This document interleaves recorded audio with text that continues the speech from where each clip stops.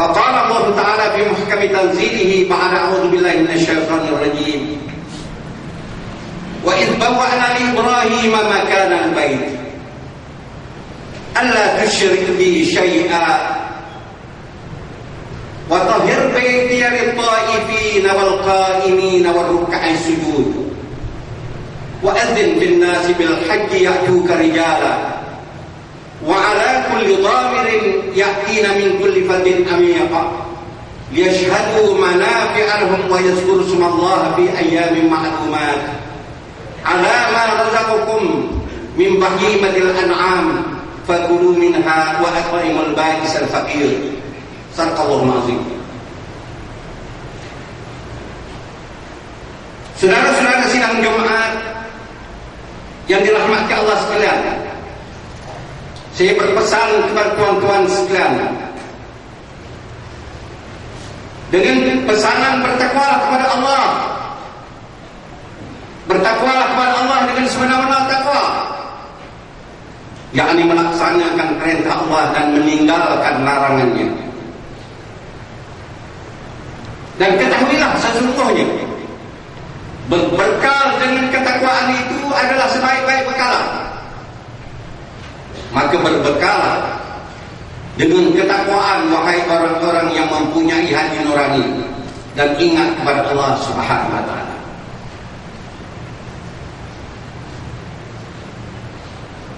Hari ini kita berada di musim haji. Haji adalah peristiwa besar yang dirakamkan di dalam sejarah kerasulan dan juga kebangkitan manusia.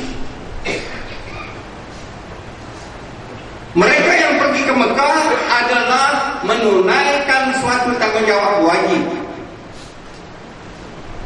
Di samping mereka juga menghadiri suatu muktamar besar umat Islam, perhimpunan besar umat Islam di seluruh dunia. Maka tanggungjawab haji ini yang diwajibkan hanya sekali seumur hidup orang Islam, mempunyai hubungan yang rapat di antara kewajiban mentauhidkan Allah dan meninggalkan syirik dengan menunaikan segala tuntutan orang-orang yang beriman. Di dalam ayat yang kita bacakan tadi, Allah memberitahu kepada Nabi Allah Ibrahim bahawa dia telah menetapkan agar didirikan Ka'bah di tempat Baitullah yang ada pada hari ini, dengan tujuan jangan mensyirikkan Allah, bahkan membersihkan Allah dan membersihkan rumah Allah itu bagi orang yang bertawaf, bagi orang yang menunaikan sembahyang dan rukuk sujud kepada Allah Subhanahu wa taala. Dan Allah memberitahu lagi semula kepada sekalian manusia, wahai Muhammad sallallahu alaihi wasallam, untuk datang berbuat haji ke Makkah Al-Mukarramah, akan datang manusia itu daripada seluruh pelosok dunia yang jauh. Bahkan mereka datang dengan mengendarai unta-unta yang kurus kerana jauhnya perjalanan, untuk menyaksikan perkara-perkara yang boleh memberi manfaat dan faedah kepada mereka yang datang berbuat haji, dan untuk mereka ingat kepada Allah Subhanahu wa taala dalam hari-hari musim mereka datang berbuat haji ke Baitullahil Haram, ke sekalian Masyaril Haram, Mekah dan Madinah.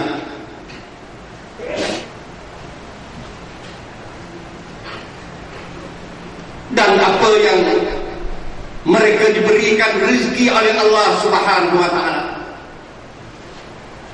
berikanlah makan kepada fakir miskin. Itulah seruan Allah menetapkan Baitullah di Makkah Al-Mukarramah dan menetapkan tanggungjawab bagi umat Islam menunaikan haji, bagi menyaksikan perkara yang memberi faedah kepada mereka dan mengingatkan kepada orang-orang Islam yang susah di seluruh penjuru dunia.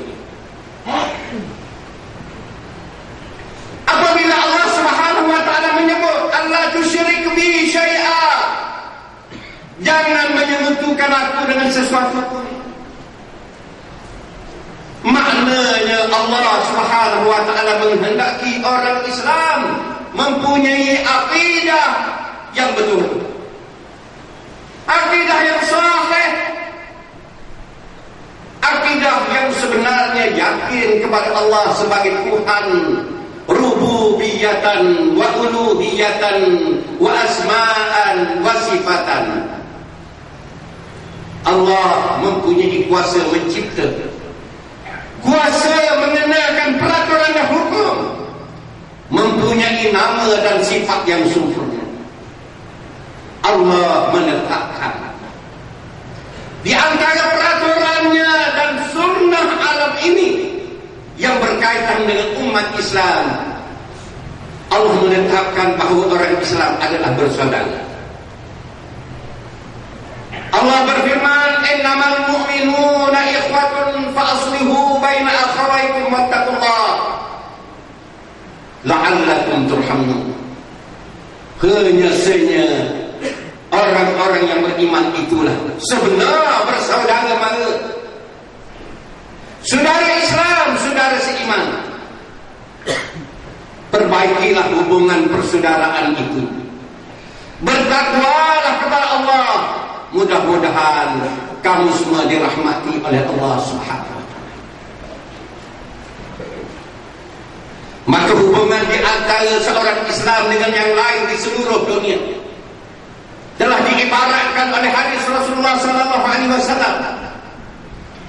Masalul mu'minina fi tawaddihim wa ta'atufihim wa tarahumihim kamathalil jasadil wahid idza ishtaka minhu udhun tada'a lahu sa'irul jasadi bis-sahri wal humma. Diumpamakan orang-orang mukmin di antara satu sama lain dari segi kasihan belas, kasih sayang dan lemah lembut mereka di antara satu sama lain seperti satu anggota tubuh badan. Apabila sakit salah satu daripada anggota badan, maka seluruh badan demam dan tidak boleh tidur malam. Saksikanlah bagaimanakah jauhnya umat Islam dan persaudaraan mereka di dalam dunia Islam hari ini. Sebab kepada masalah persaudaraan ini adalah kerana jauhnya pegangan agama di antara satu sama lain. Memikirkan kepentingan duniawi itu lebih daripada kepentingan Islam. Contoh mutakhir ialah peristiwa yang berlaku di Mesir.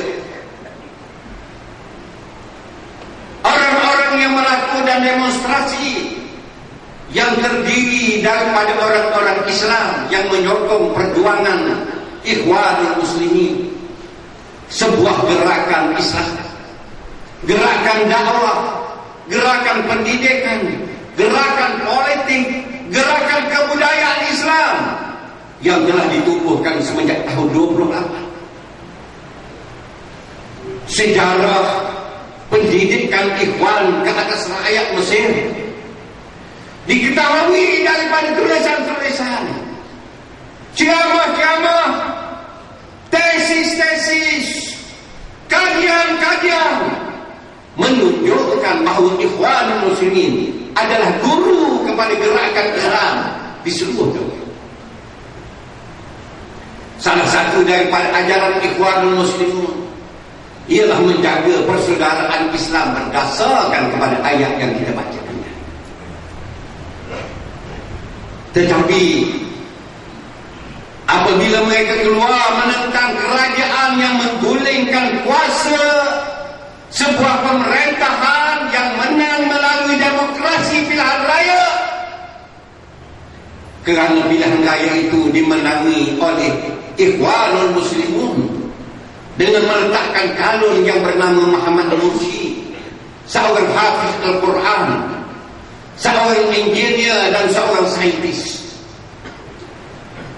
Dan Mursi selaku Presiden Mesir telah mengisytiharkan mahu mendaulatkan Islam. Tiba-tiba permusuhan daripada kalangan sekular, pemimpin-pemimpin Arab, rakyat yang sekular bersama-sama dengan Yahudi dan Nasara dan kuasa kufar dunia menggulingkan kerajaan yang dipimpin oleh Muhammad Mursi. Mahu menggulingkan sebuah kerajaan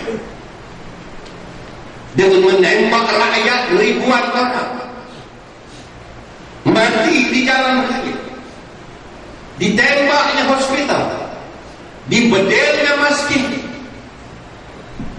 mati rakyat ribuan orang, luka puluhan ribuan orang. Kerana apa? Kerana orang-orang Islam ini mahu mempertahankan sebuah kerajaan yang dipimpin oleh pemimpin Islam, yang mahu menegakkan Islam dengan cara mereka berhimpun. Sebahagian besarnya ialah di Masjid Rabi'ah Al-Adawiyah ataupun Masjid Raba'ah di Mesir, di Kairo. Manakah umat Islam? Di antaranya yang bergelar ulama, di antaranya bergelar raja-raja negara Arab, di antaranya bergelar pemimpin-pemimpin termasuk di Malaysia, menyaksikan peristiwa ini dan mengharuskan tindakan seperti ini, membenarkan tindakan membunuh umat Islam seperti ini. Inilah kemalangan besar dalam zaman ini, di mana apabila Islam diperkotak-katikkan, dipermainkan atas nama mahu menegakkan kuasa orang yang memerintah dan mendapat kerajaan Yahudi, mendapat kerajaan Nasara, mendapat kerajaan Barat, mendapat kerajaan musuh Islam, maka Islam diperkotak-katikkan, umatnya dibunuh dengan begitu saja tanpa mengira musim dan tanpa mengira tanggungjawab Islam. Maka pada hari ini, di dalam musim haji ini, orang Islam berihram memakai dua helai kain. Raja kah, rakyat kah, peniaga kah, si miskin kah, tidak ada beza, kerana dia adalah syiar persaudaraan Islam dan persamaan hak umat Islam. Datang bermuktamar haji membuat pengakuan bahawa Allah itu esa dan Islam itu penganutnya bersaudara. Apakah maknanya kalau sekiranya seorang Islam tidak menunaikan tanggungjawab ini? Tanggungjawab ini dipegang oleh pemimpin-pemimpin Islam, dipegang oleh pekerja-pekerja Islam, dipegang oleh orang Islam, yaitu tanggungjawab wa'tasimu bihablillahi jami'an wa la tafarraqu. Berpegang teguhlah kamu dengan tali Allah, yakni dengan perintah Allah dan dengan jamaah Islam, dan jangan kamu berpecah belah. Janganlah mahu mendapat kerajaan orang kafir, kerana orang kafir akan menyelewengkan pemimpin Islam, umat Islam, dan juga merosakkan Islam. Dengar firman Allah, ya ayyuhalladzina amanu in tuti'u fariqan minal ladzina utul kitab yaruddukum ba'da imanikum kafirin. Wahai orang yang beriman, sekiranya kamu taat sebahagian daripada ahlul kitab ataupun dasar-dasar mereka akan mengembalikan kamu daripada beriman menjadi orang-orang kafir. Lihatlah Allah memberitahu tentang Yahudi dan Nasara. Ya ahlal